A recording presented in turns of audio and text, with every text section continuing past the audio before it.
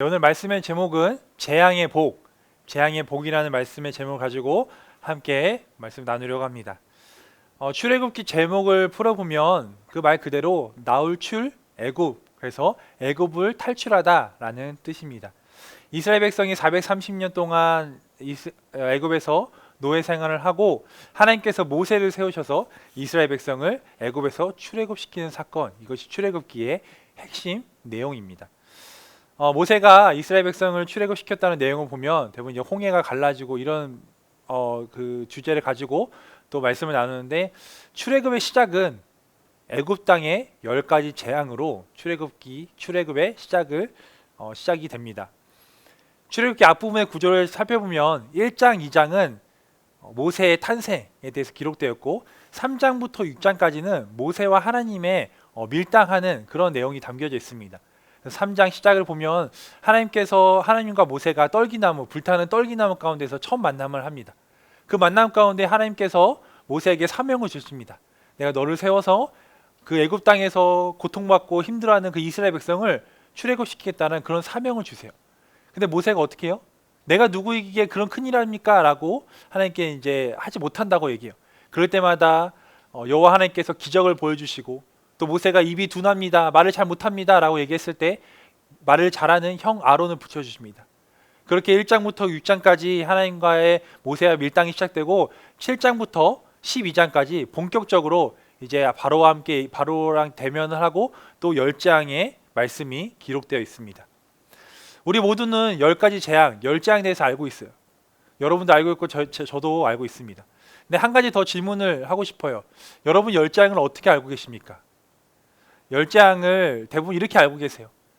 하나님께서 바로에게 모세를 통하여서 아론을 통하여서 바로에게 이스라엘 백성을 내보내라 라고 말씀하셨는데 바로가 그걸 거절하죠. 그러니까 하나님께서 첫 번째 재앙부터 10가지 재앙까지 애굽 땅에 그 재앙을 일으키시고, 바로가 결국에 10재앙, 장자의 죽음에 백기를 들고 이스라엘 백성을 출애굽시키는 것을 우리가 10장의 그 스토리로 바라보게 됩니다. 근데 이렇게만 알고 있으면 여러분 그 수박 겉핥기식 알죠? 이것처럼 우리가 10재앙 겉핥기를 하고 있는 거예요. 제가 이 말씀을 준비하면서 저도 그동안 10재앙 겉핥기를 하고 있었구나 라고 생각하게 되었습니다. 제가 말씀 묵상하고 주석을 보고 또 10재앙에 대한 설교를 찾아 들으면서 단순히 이 10가지 재앙만 일어난 것이 아니라 그 안에 하나님의 은혜가 숨겨 있고 그 안에 정말 하나님께서 숨겨놓은 의미들이 참 많구나라는 것을 깨닫게 되었습니다. 그래서 이 시간 여러분과 함께 10재앙을 좀 더 깊이 함께 나눠보려고 합니다. 그래서 이스라엘 백성들이 애굽 땅에서 탈출했던 것처럼 그동안 우리가 10재앙 겉핥기식을 하고 있었다면 그 10재앙 겉핥기에서 탈출해서 그 안에 정말 맛있는 것들이 있는 것을 함께 여러분이 누리며 살아가길 소망합니다. 어울리지 않는 두 단어가 합쳐져서 하나의 합성어, 하나의 단어가 되는 단어들이 있습니다. 제가 몇 가지를 좀 준비해 봤는데, 작은 거인, 또한 시원섭섭하다, 뭐 애증 관계, 그리고 뭐 요즘 신조어라 하는데 우프다, 웃기나 뭐 슬프다 이렇게 얘기하죠. 오늘 말씀의 제목도 어울리지 않는 두 단어를 합쳐봤습니다. 재앙의 복. 재앙이면 재앙이고 복이면 복이지. 재앙의 복. 제가 이 제목을 이렇게 지은 것은 단순히 10가지의 재앙만이 아니라 그 재앙 안에 하나님께서 숨겨놓으신 복과 또 복된 소식, 은혜들이 너무나 많다는 거예요. 그래서 여러분과 오늘 3가지로 함께 나누어 보려고 합니다. 재앙을 통해 볼 수 있는 첫 번째 복은 여호와만이 유일한 하나님이시라는 거예요. 여호와만이 유일한 하나님이세요. 하나님께서 애굽에 10가지 재앙을 내리셨을 때 하나님께서 하고 싶은 것들을 가지고 10가지 재앙을 내리신 것이 아니라 나일강을 치시고 또 파리떼 또 우박을 떨어진 이 하나하나의 의미가 다 담겨 있다는 거예요.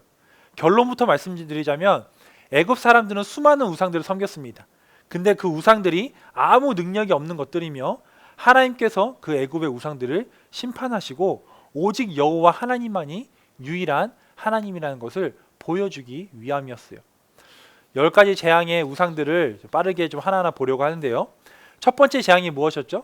첫 번째 재앙이 나일강이 피로 변하는 재앙이었어요. 이집트는 사막 지역이에요. 사막 지역인데 그래서 이 나일강이 이집트의 아주 핵심 생명줄 같은 존재였습니다. 그래서 나일강 주변으로 국가가 형성되었어요. 나일강이 없다는 것은 이집트가 없다는 것과 같은 의미였어요. 그래서 이집트 사람들이, 애굽 사람들이 나일강, 자신에게 물을 주고 생명수를 주는 이 나일강을 우상화했습니다. 그 우상의 이름이 하피신이었어요. 하피신을 섬긴 거였어요. 제가 이번에 말씀 읽으면서 또 하나 찾아낸 것이 출애굽기 7장 19절을 보면 나무 그릇과 돌 그릇 안에 또 피가 있을 거라고 기록되어 있어요. 그러니까 찾아보니까 애굽 사람들이 나무 그릇과 돌 그릇을 섬기는 우상들이 있었습니다. 근데 그 정결 의식을 할 때 그 우상들을, 나무 그릇과 돌 그릇을 나일강 가서 이렇게 씻는 그런 정결 의식을 했다고 합니다. 근데 나일강이 피로 변했기 때문에 그 나무 그릇과 돌 그릇 안에도 피범벅이 되었다는 거예요. 이것처럼 나일강을 치신 것은 나일강을 섬겼던 그 하피신과 그 돌 그릇과 나무 그릇을 섬겼던 그 우상들을 하나님께서 심판하시고 무기력화 시키신 것입니다. 두 번째 재앙은 개구리 재앙입니다. 애굽 땅에 개구리가 가득했죠. 역시나 이 애굽 사람들은 개구리를 우상으로 섬겼는데 그 우상의 이름이 헤케트라는 우상이었습니다. 그 우상이 어떤 걸 주냐면 다산의 상징. 그래서 개구리 보면 이게 올챙이 알이 참 많잖아요. 그런 것처럼 헤케트를 섬기면 다산을 준다라는 그런 우상을 섬겼던 사람입니다. 그런데 그들이 믿고 있던 그 헤케트 우상, 그 개구리들이 자신들을 공격하게 된 거죠. 세 번째 재앙은 이 재앙입니다. 여러 학자들이 이라고도 얘기하고 모기 떼라고도 얘기하는데요. 모세가 이 세 번째 재앙을 할 때 어떤 방식으로 했냐면 8장 16절에 보면 땅에 티끝을 쳤다고 합니다. 땅을 쳤다고 하죠. 근데 여기서 애굽 사람들이 땅의 신을 섬겼다고 합니다. 게부라는 땅의 신을, 땅의 우상을 섬겼다고 합니다. 네 번째는 파리 재앙입니다. 애굽 사람들이 또 곤충의 신이라고 불리는 케불이라는 우상을 섬겼다고 합니다. 그 우상을 섬겼는데 역시 그 케불이, 그 케불이 우상이 지켜주지 못하고 자신들을 고통스럽게 한 것입니다. 다섯 번째는 가축들에게 돌림병이 돌게 되죠. 여기서 나오는 우상은 황소의 신 아피스를 섬겼다고 합니다. 황소를 섬겼다고 하는데 그 우상들이 병에 걸리게 된 것입니다. 너무나 무기력하죠. 여섯 번째는 악성 종기가 사람과 짐승들에 붙게 됩니다. 애굽 사람들이 아프거나 병에 걸리면 본인들을 치료해 준다는 우상이 있었어요. 타이푼이라는 신을 섬겼습니다. 그래서 아프면은 그 타이푼 신을 우상화 섬겼다고 합니다. 그런데 악성 종기가 도는데 그것을 치료해 주었던 그 타이푼이 치료의 신이 있었지만 본인들을 치료해 주지 못했던 것입니다. 일곱 번째는 우박입니다. 우박으로 사람과 가축 그리고 채소들이 상하는 일들이 일어납니다. 여기서 등장하는 신은 날씨를 주도한다는 대기의 신 누투 신을 섬겼다고 합니다. 날씨를 이렇게 주관할 수 있는 그런 누투 신이 있었나 봐요. 그런데 결국 우박을 막지 못했습니다. 여덟 번째는 메뚜기 재앙이죠. 여기서 등장하는 우상은 해충으로부터 곡물을 보호해 준다는 세네햄이라는 우상이 있었다고 합니다. 그런데 메뚜기 신이 보호해주지 못했다는 거예요. 해충의 신 그 해충으로부터 보호해주지 못했죠. 너무나 무기력한 일들이 일어나는 거죠. 아홉 번째는 흑암이었습니다. 흑암이 일어나는데 여기서 애굽 백성들이 섬겼던 신은 태양신이었어요. 근데 어둠이 일어날 때 태양신이 빛을 비추지 못했습니다. 마지막 열 번째 재앙은 장자의 죽음입니다. 여기서 등장하는 우상은 바로입니다. 그들이 본인들의 왕인 바로를 우상하고 섬겼는데 바로가 이 열 번째 재앙에서 무기력하게 무너지게 됩니다. 하나님께서 내리신 열 가지 재앙은 모두 애굽 사람들이 섬겼던 우상들을 심판하시기 위한 심판하시고 또 오히려 그 우상들이 아무 힘도 없고 무기력하다는 것을 보여주게 됩니다. 반면에 하나님의 백성인 이스라엘 백성은 하나님께서 지켜주시고 보호해 주신다는 것을 이 10가지 재앙을 통해서 우리는 볼 수 있습니다. 하나님께서 10가지 재앙을 하셨을 때 마지막 장자의 죽음 때 장자만 치신 것이 아니에요.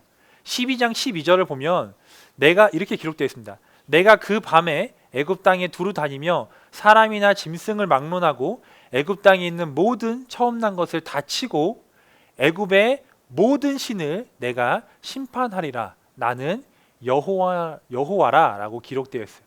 장자만 친 것이 아니라 애굽에 있는 정말 많은 신들, 그들이 섬기는 말도 안 되는 많은 신들을 심판하시겠다라고 말씀하세요. 심판하시면서 결국 이 땅의 여호와는, 이 땅의 신은, 이 땅의 하나님은 오직 여호와 한 분이시다라는 것을 하나님께서 알려주기 위함입니다. 여러분과 제가 믿고 있는 여호와 하나님이 이 세상의 그 어떤 신보다 가장 강력하다는 것. 그리고 세상의 신들은 그들을 보호해주지 못하지만 우리가 믿는 여호와 하나님은 우리를 보호해주고 지켜주신다는 것을 믿고 나아가는 여러분에게 소망합니다. 지난주에 목사님께서 영적 싸움의 기술이라는 제목을 가지고 말씀을 전하셨어요. 싸움의 기술은 다른 게 아니라 싸움 잘하는 사람 옆에 있으면 돼요. 그럼 그 사람이 다 알아서 해주죠. 이것처럼 우리가 하나님 옆에 붙어 있어야 합니다. 너무나도 저급한 표현이지만 우리 하나님께서 세상의 신들 중에 싸움 제일 잘하세요. 그러니까 여러분이 다른 것이 아니라 하나님 옆에 붙어서 유일한 하나님이 우리 여호와 하나님이신 것을 믿고 나아가는 여러분 되길 소망합니다. 애굽에만 수많은 우상들이 있었던 것이 아니에요. 지금 이 시대를 살고 있는 우리 안에 우리가 갖고 있는 수많은 우상들이 있습니다. 돈, 명예, 학교, 직장, 자녀, 부모 등등 여러분이 이 세상에 있는 것들을 우상화 섬길 때 하나님께서는 반드시 재앙을 통하여서 그것들을 무력화시키실 것입니다. 우리가 우상을 만드는 이유가 뭐예요? 하나님으로만 만족하지 못하기 때문이에요. 제가 지난주에 책을 보면서 하나의 문구가 제 마음을 계속 울리고 머무는 문구가 있었습니다. 하나님 자녀의 삶은 이 세상에서 풍족하게 살려고 구하는 삶이 아니라 하나님으로 만족하는 삶이라는 거예요. 이 세상의 것을 누리고 풍족하게 사는 그 풍족의 삶이 아니라 하나님으로만 만족하는 삶을 사는 그런 삶을 살아야 한다는 거예요. 이 세상의 우상을 따라가는 것이 아니라 참 유일하신 하나님이신 여호와 하나님을 따라 살아가는, 그래서 하나님으로만 만족하는 그런 삶을 사는 여러분이 되길 소망합니다. 두 번째 재앙을 통해서 볼 수 있는 복은 하나님을 알 수 있다는 것입니다. 열 재앙의 궁극적인 목적은 이스라엘 백성들이 애굽에서 탈출하는 거예요. 그러나 여기서 더 깊게 보면은 하나님이 누구이신지 알게 하기 위함이에요. 열 재앙을 내리신 이유는 하나님 여호와 하나님이 누구이신지를 많은 사람들에게 알리기 위함이에요.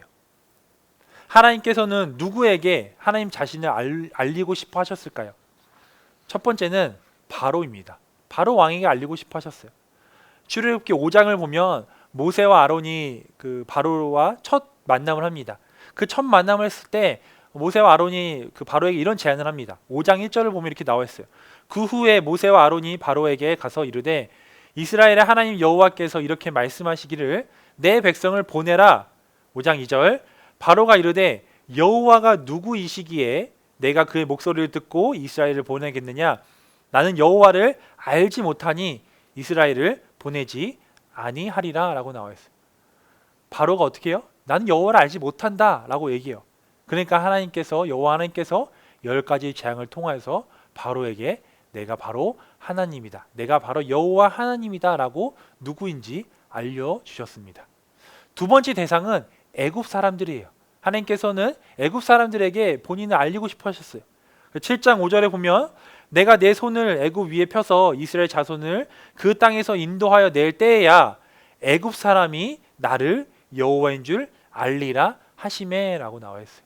열재앙의 끝에, 열재앙이 다 일어나고 열재앙 끝에 이 애굽 사람들이 그때 깨닫는 거예요. 아, 여호와가 바로 하나님이시구나. 오직 내가 섬겼던 우상들은 다 무기력하고 내가 섬겼던 우상들이 나를 지켜주지 못하는구나. 오직 능력이 되시고 보호하시는 하나님만이 여호와 하나님이구나 라고 알게 하시기 위함입니다. 세 번째 대상은 이스라엘 사람들이었어요. 네 번째 재앙부터 파리 때 재앙부터 그 애굽 사람들이 살고 있는 고센 땅에는 재앙이 일어나지 않았습니다.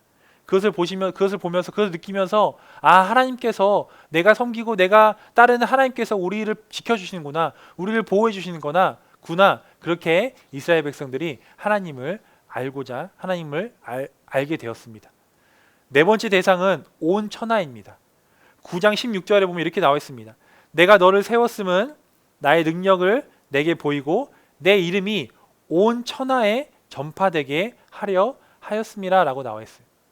단순히 10가지 재앙은 애굽 사람과 이스라엘 사람들에게만 해당되는 것이 아니라 그 세대에 살고 있는, 그 시대에 살고 있는 사람들에게 온 천하에 이 10가지 재앙을 통해서 여호와를 알리고자 함이었다는 거예요. 마지막 대상은 바로 저와 여러분입니다. 제가 이 말씀을 준비했는데 함께 읽어볼게요. 10장 2절 함께 읽겠습니다. 시작.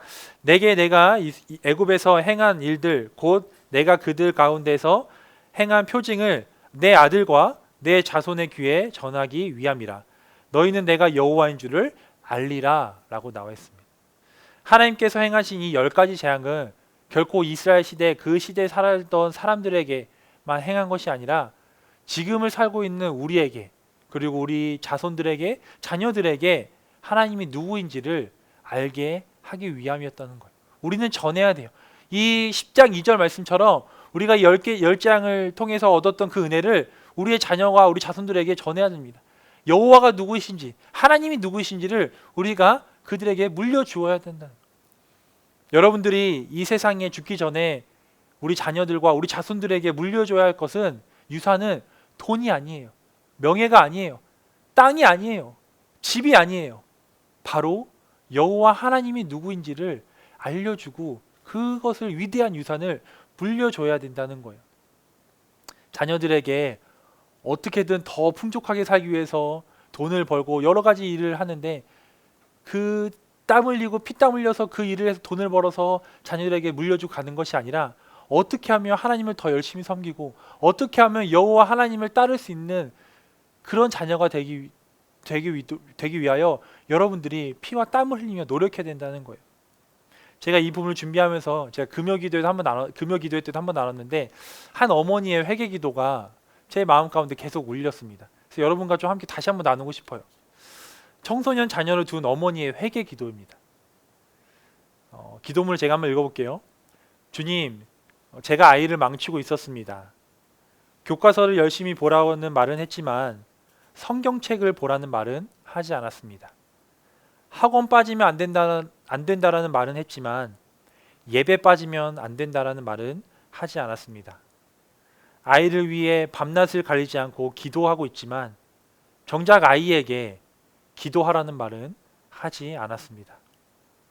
학교와 학원에서 공부에 지쳐 들어오는 아이에게 수고했다라는 말이 아니라 공부해라라는 말을 했습니다.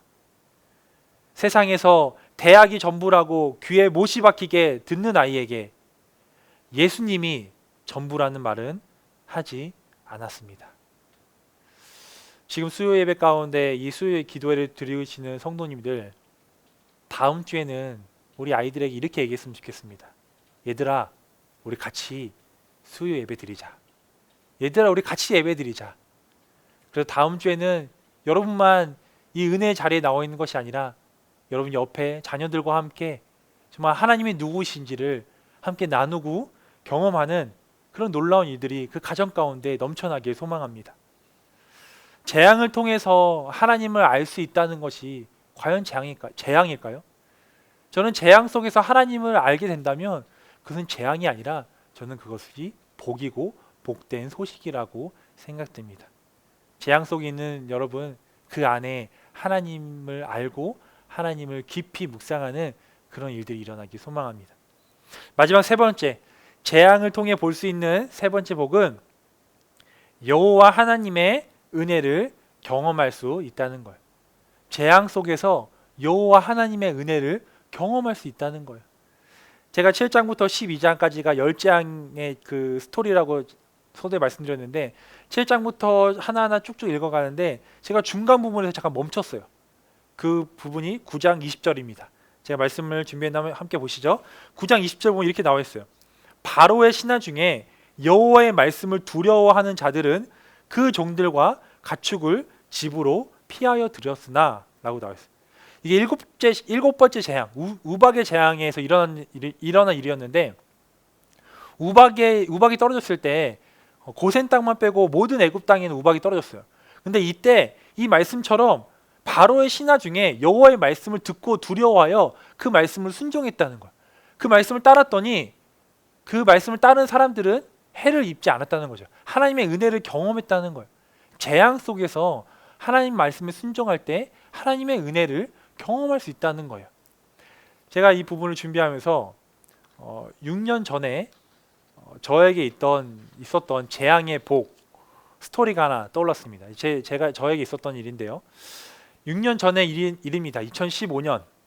2015년에 저는 신학대학원에 가기 위해서 제가 그때 미국에서 이민 생활하고 있었는데 한국으로 신학대학원을 입학하기 위해서 한국으로 이제 들어오게 되었습니다. 어떻게 보면 이제 한국 유학을 오게 된 거죠. 드디어 신대원 들어가겠구나. 제가 대학교를 좀 오래 다녔거든요. 대학교를 오래 다녀서 그 졸업장을 가지고 드디어 이제 신대원에 가겠구나 하는 마음으로 이제 한국에 나오게 되었습니다. 미국에서 이제 한국에 이제 신학교를 간다고 하니까 뭐 청년부에서 막 눈물로 막 파송을 받고, 그다음에 부모님과 그 눈물의 그 이별을 하면서 저 혼자 이제 신학교를 가겠다는 그 마음을 가지고 그 기대를 가지고 한국으로 나오게 됐습니다. 제가 이건 교만이 아니라 제가 정말 하나님 뜻대로 청년 때 열심히 살았거든요.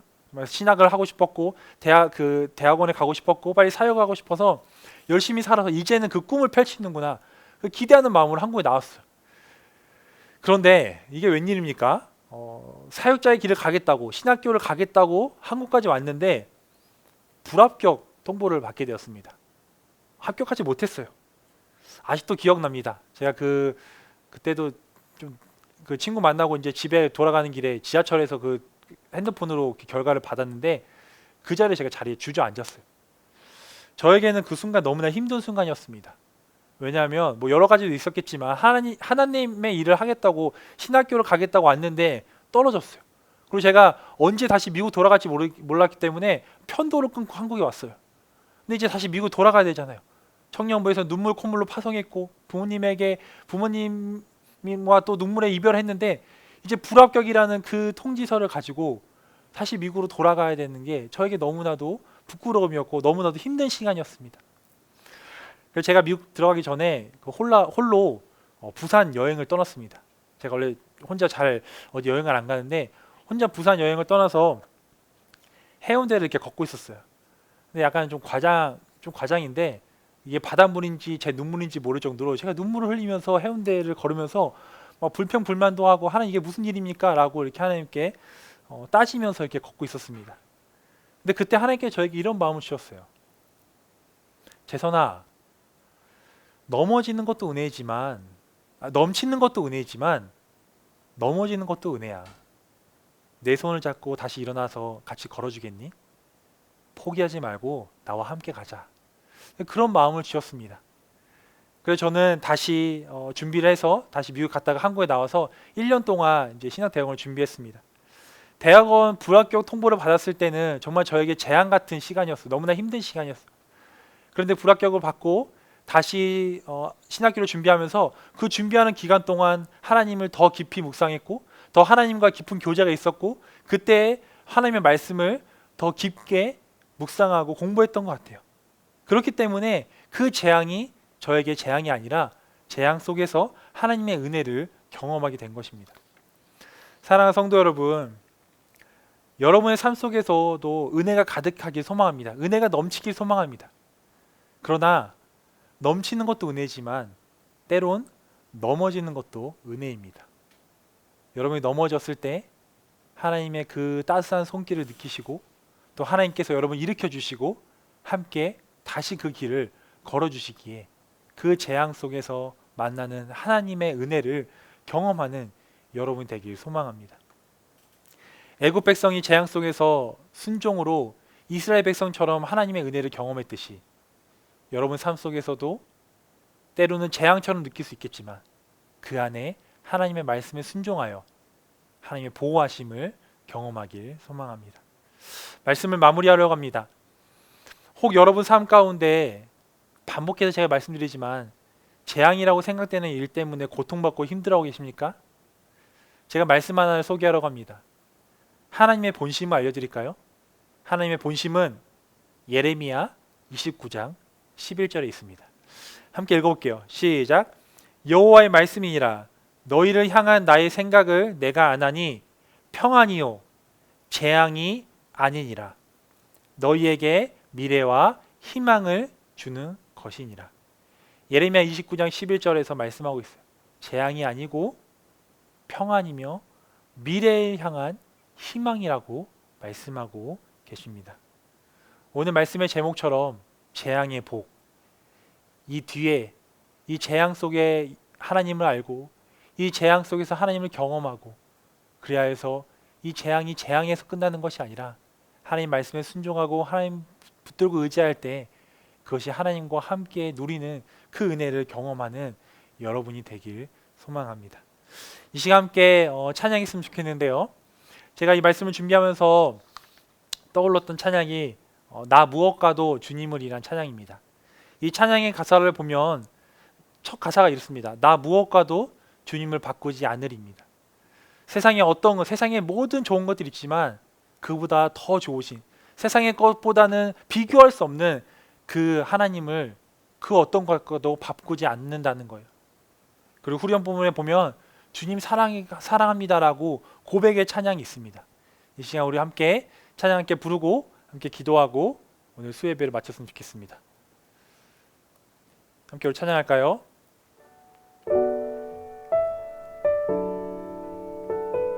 우리 말씀의 이 찬양의 가사를 잘 기억하면서 함께 찬양했으면 좋겠습니다. 나 무엇과도 주님을 바꾸지 않으리. 다른 어떤 은혜 구하지 않으리. 오직 주님만이 내 삶의 도움이시니 주의 얼굴 보기 원합니다. 다시 한번 찬양합시다. 나 무엇과도 주님을 바꾸지 않으리. 다른 어떤 은혜 구하지 않으리. 오직 주님만이 내 삶의 도움이시니 주의 얼굴 보기 원합니다. 이렇게 고백합시다. 주님 사랑해요.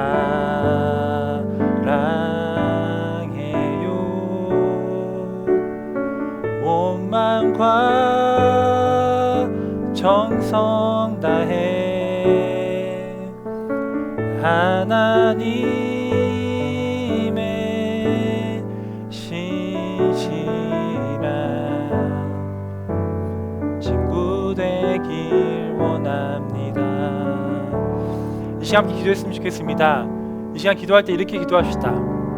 하나님, 그동안 제가 세상의 우상들을 섬기고 있었다면, 저도 모르게 하나님만 만족하지 못하여 세상 것들을 붙잡고 있었다면, 하나님, 그것을 하나님의 방법으로 무력화시켜 주시고 하나님 방법으로 그것을 심판하여 주시옵소서.